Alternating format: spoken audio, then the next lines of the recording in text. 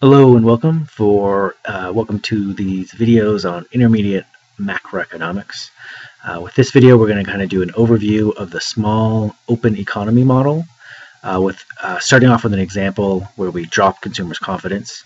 This question is borrowed from Mayhew's Macroeconomics 8th edition, chapter 6, which is the open economy chapter.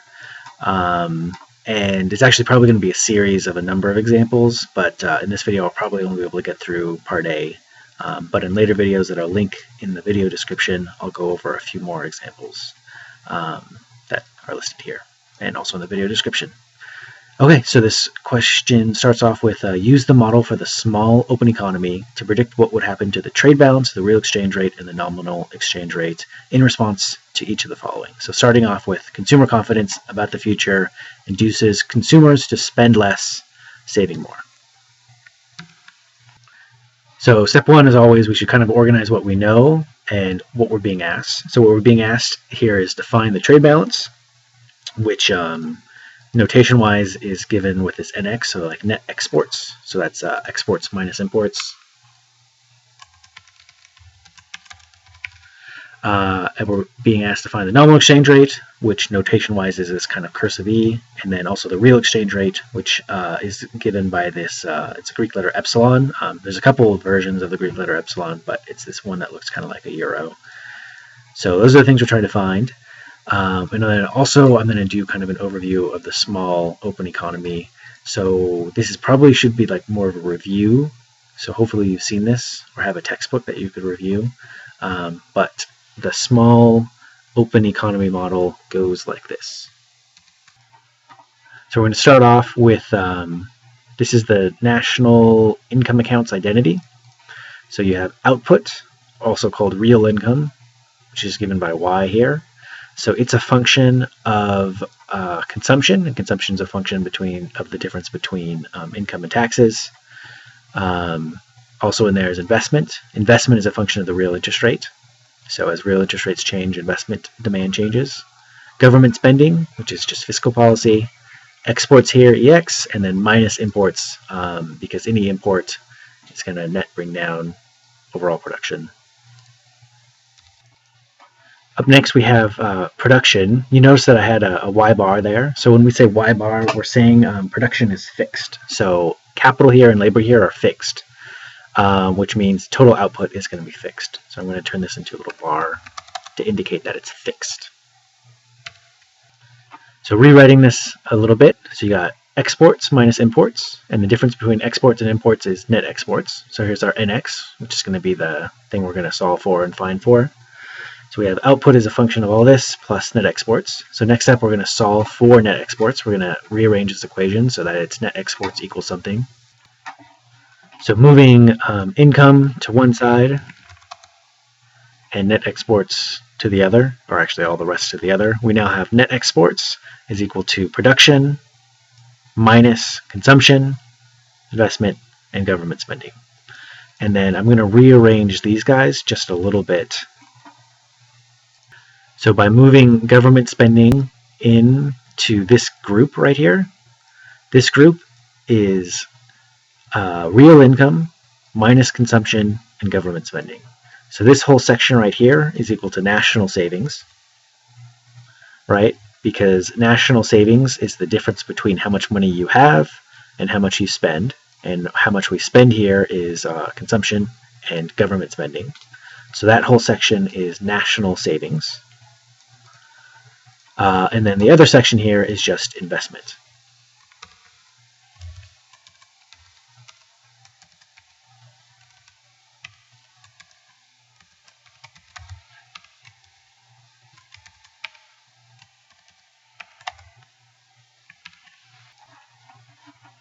So investment here is a function of the real interest rate. And then we're going to have this R star to indicate the world real interest rate. Oops, lowercase r.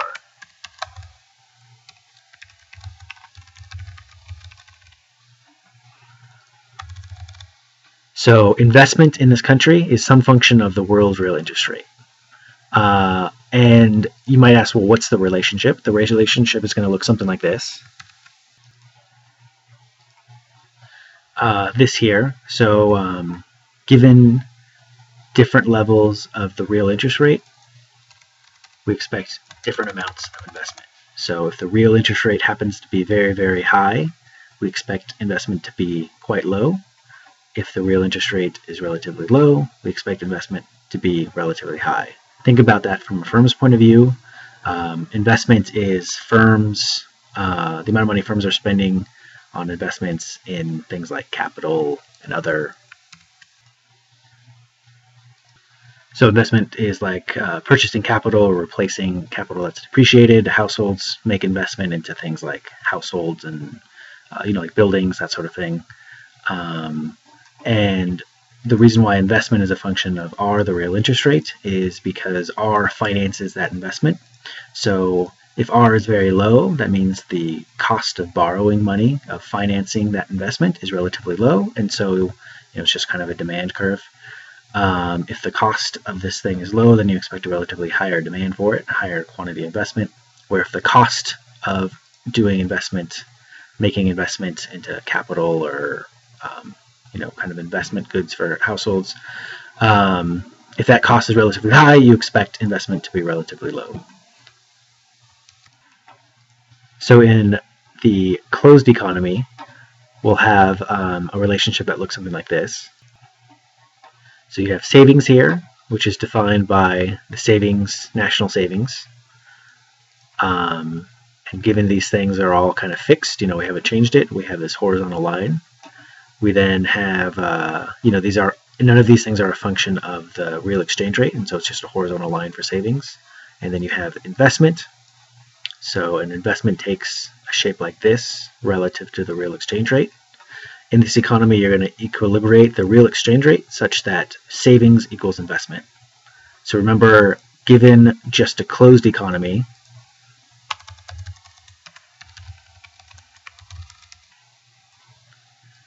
there's nowhere else for money to go. So if there's a certain amount of savings, that money's got to go somewhere. And in our really, really simple world here, in a closed economy, we don't have any net exports in this closed economy. So any savings has to go into investment. So the real exchange rate is going to equilibrate such that savings exactly equals investment. If this real exchange rate happened to be slightly higher, let's say somewhere up here, let's say the real exchange rate in this closed economy, right, was up here, you'd have more savings than investment. So you have this quantity investment at a higher exchange rate, equal to this distance here, but you have some savers who have money, they have some savings, but they're not being invested anywhere and they're not earning any kind of real return, so they're getting absolutely zero. So you could imagine them saying, hey, I'm getting nothing now. So they go to firms or households saying that, what I'll do for you is you're paying this higher rate now. What if I just offer you a little bit lower rate and you do your investment with my savings? So you can see anytime the real interest rate is above this kind of equilibrium point where the S curve is the I curve, there's an incentive for the real interest rate to go down because there's more savers than there's more savings than there's investment demand. And then there's a similar story if the real interest rate happens to be at any moment below the equilibrium, where S equals I. If it's down here, you have this quantity of savings that's less than the quantity of investment demand. So you have some of these people who want to borrow money who can't because there's only this amount of savings, but there's this amount of people who want to invest.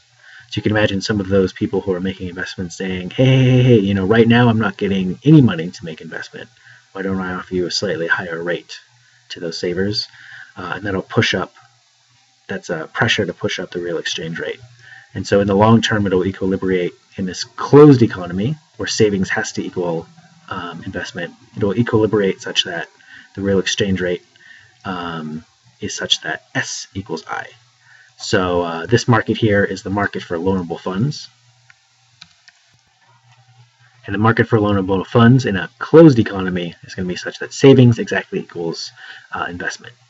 So now we're dealing with the model with so starting with this starting point of the closed economy and switching over to this model for a small open economy, we're going to introduce imports and exports, which also permits capital inflows and capital outflows. So now switching from the closed economy to the open economy, what we did is we added in net exports, and then these steps here were just kind of like solving through and rearranging things until we get this little equation here. So net exports now is equal to the difference between savings, S, and investment, I. The other thing that we added is a real-world interest rate, so R star. Remember, in the closed economy, you're going to have the real interest rate in that closed economy is going to equilibrate, so that S equals I.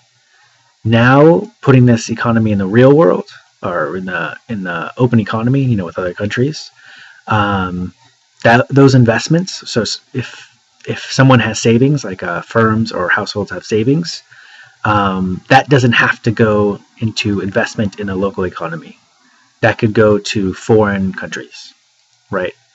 And the rest of the world has this kind of average real-world interest rate. So the real interest rate for the rest of the world, we're going to call it R star. And one assumption is that this country is too small to influence that real-world interest rate. So is a country like the US too small to influence the real-world interest rate? No, it's not. But there's tons of countries that are. So, Hong Kong, Singapore, mid-sized countries, I don't know. There's a bunch of them. They really don't have an effect on the real-world interest rate. So this is probably most countries, or somewhat describes most countries, this open economy model. A few more assumptions that are carryover from the closed economy model. So those are the two big things. We added in net exports, and then we've made investment a function of the real world interest rate. So how does this little diagram here change now? Well, now we have net exports and we have a real world interest rate. So let's just say the real world interest rate is way up here.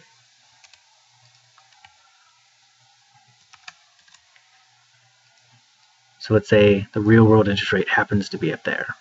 Remember, this economy is too small to influence the real world interest rate. So even though it would, if it was closed, equilibrate to a real domestic real world interest rate down here, that's no longer an option for this country.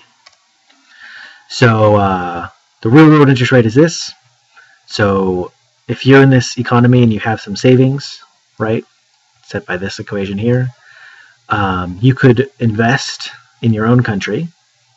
But you could also take that money and invest in the rest of the world.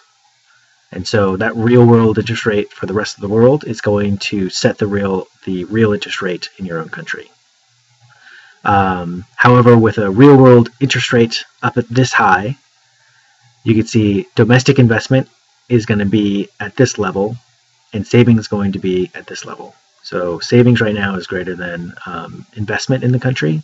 So with this situation,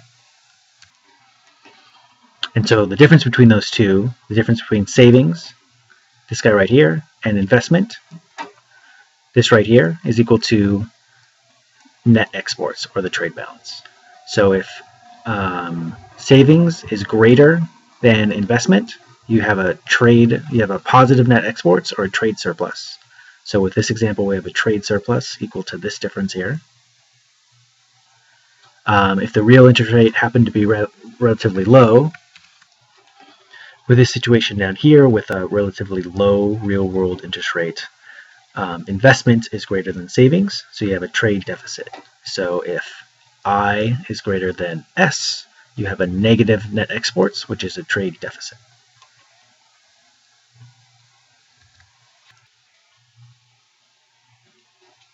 So the key thing that determines net exports, or the trade balance, is what is savings, and has savings changed, and what is investment, and has investment changed. But we want to make this model even more general, and we want to tie it into the real exchange rate, into exchange rates as well. So given this model, we should have it kind of so general that we don't need to know what net exports were. So given this little setup here, we're given an actual amount for net exports. Is it some positive number when savings is greater than investment, or is it some negative number when investment is greater than savings? We just kind of want like a very general model where we could conceivably shock any of these, just change any of these things inside here, any of the components of savings and investment, and then see what happens to net exports and see what happens to the exchange rate. And so there's one more step. So with this diagram, we had real interest rates on the vertical axis, and we had investment and savings on the horizontal axis. We're going to have a new diagram that I'll draw right here. And then this diagram is going to be kind of like the workhorse of our small open economy model. So here we're going to have the real exchange rate on the vertical axis, and we're going to have net exports on the horizontal axis. The first curve we're going to put in is going to be the net exports curve.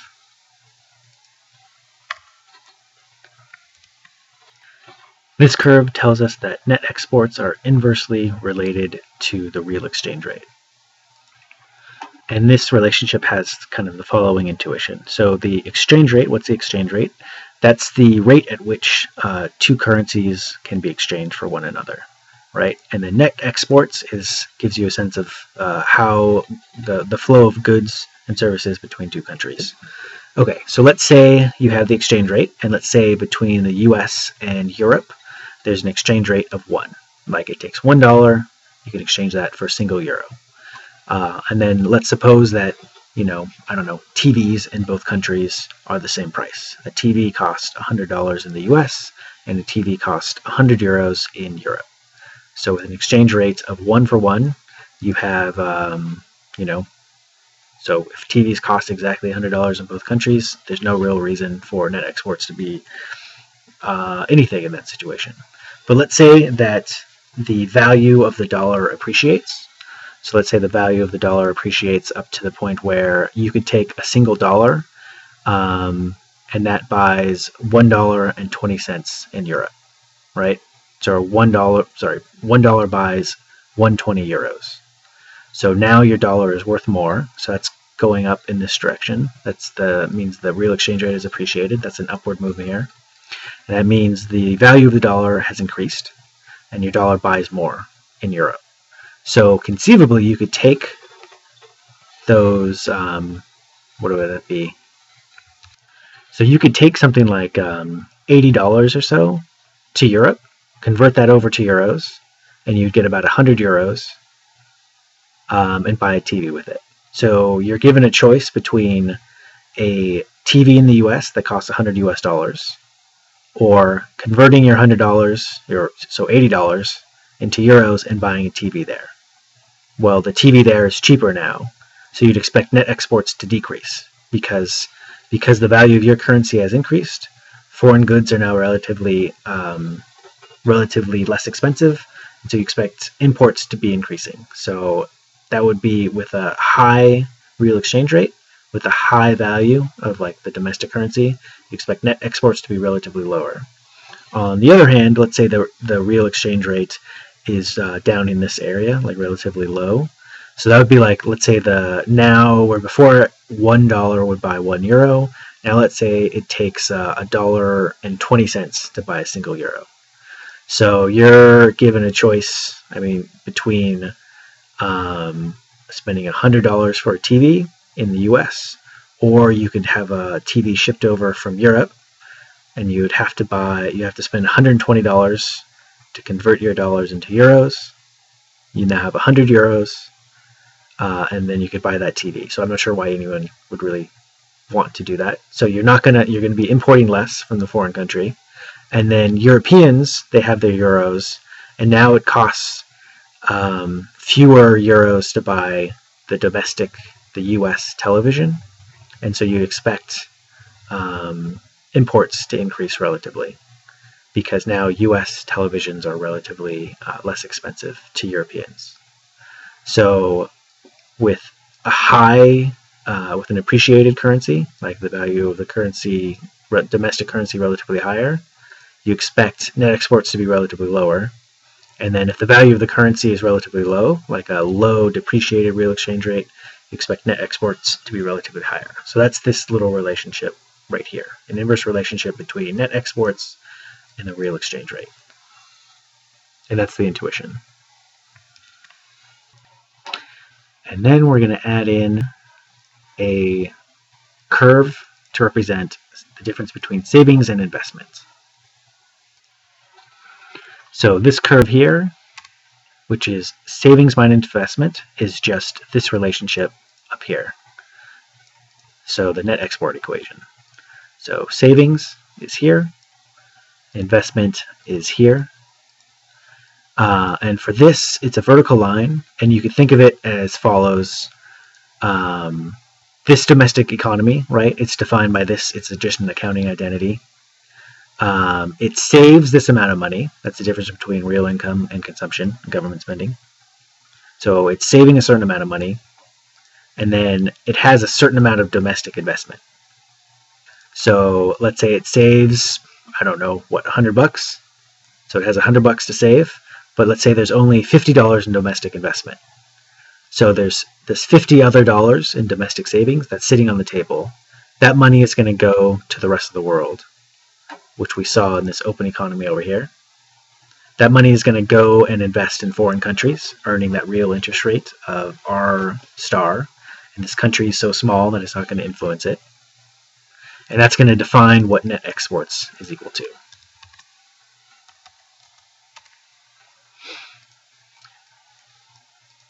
And it's just because of this accounting identity. So given this accounting identity and the difference between saving and investment, we determine our net exports. And then given this relationship that describes the relationship between net exports and the real exchange rate, we're going to equilibrate a real exchange rate equal to about this.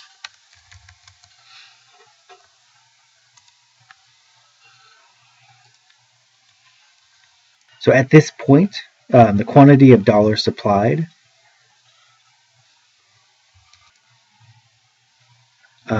equals the quantity of dollars demanded for net exports of goods and services.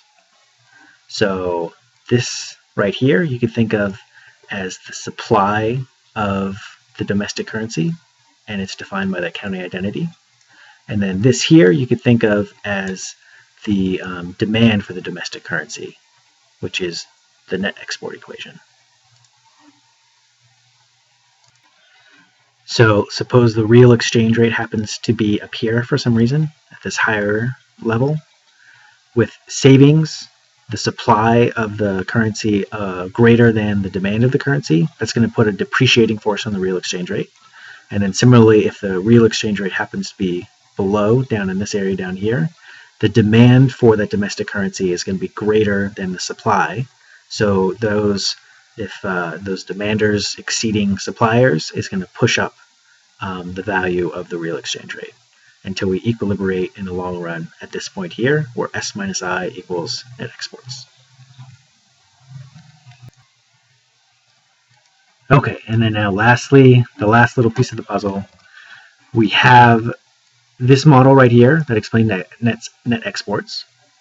We have this relationship here that will give us the real exchange rate, and the last thing that we needed was the nominal exchange rate. So the nominal exchange rate, remember, is given by the symbol E. It's going to be equal to the real exchange rate adjusted for prices. So it's the real exchange rate times the foreign price level divided by the domestic price level. So this is adjusting for prices. So P to the star, that's the foreign price level. P, that's the domestic price level. Just think of that as like an index that indexes prices. It's like a number that's either up or down.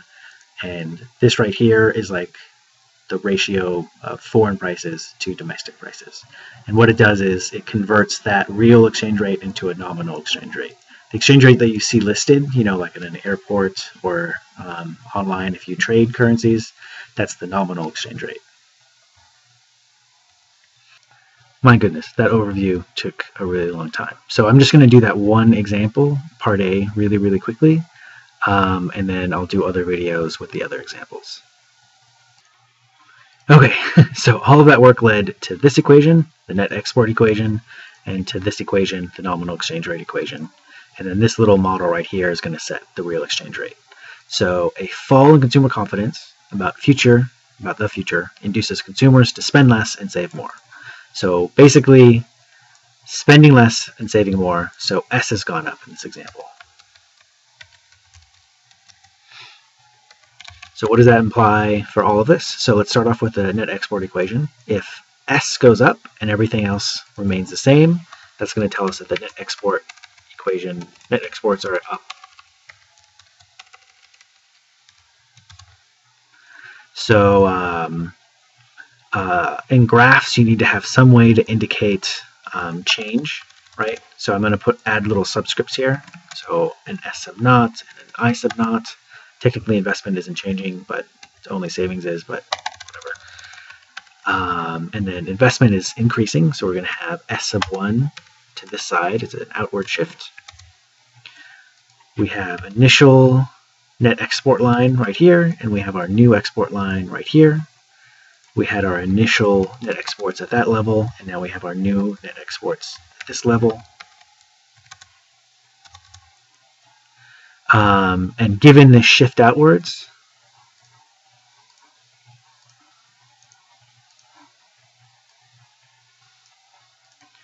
we have a new intersection between our net export line. This net export line, nothing was given to us that might shift this line at all. So this is staying the same. So we have our new equilibrium down at this point.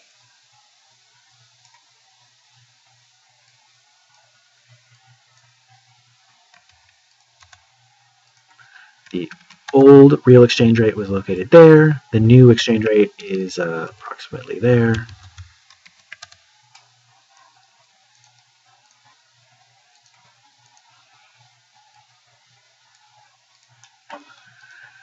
So given the increase in savings from this shift in consumer confidence, we can see that net exports has gone up. We can see that the real exchange rate has gone down.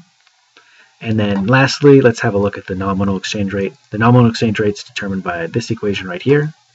So we have P star, which is the foreign price level. This has only affected savings for domestic people, so the foreign price level hasn't changed. Nothing has affected the domestic price level, so P is the same. The nominal exchange rate has gone down, because we saw through this model. So that's going to drive the real exchange rate has gone down, so that's going to drive down the nominal exchange rate.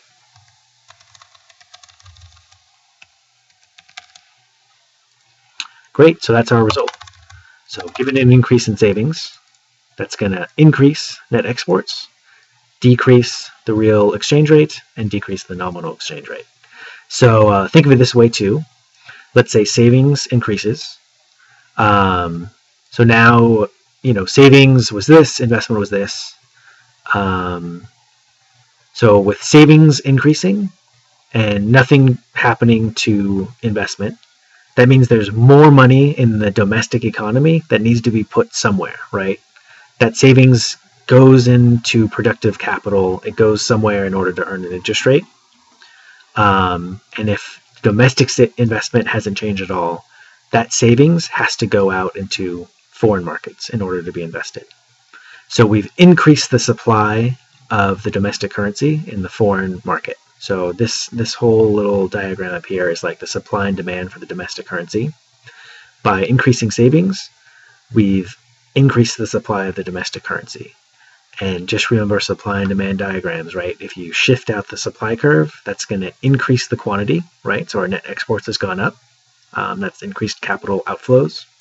And then it's going to decrease the price of the currency. So that's the exchange rate. You could think of as kind of like the price of the currency. So we've shifted out the supply of the domestic currency, and so we're shifting down like the value, the real exchange rate of that domestic currency. And so really when it comes down to it, this is just like a supply and demand framework. This framework right here, this diagram right here, is the supply and demand for the domestic currency. And then that feeds then into the nominal exchange rate equation. Again, nothing happened to prices, so the real exchange rate feeds directly into the nominal exchange rate. Sorry that took 30 minutes. Okay, I'll do the following example. It's nice to do a big overview, even though I hope you read the book instead of depending just on this, but I'll do the next example problems quickly. Thanks and have a good day. Bye.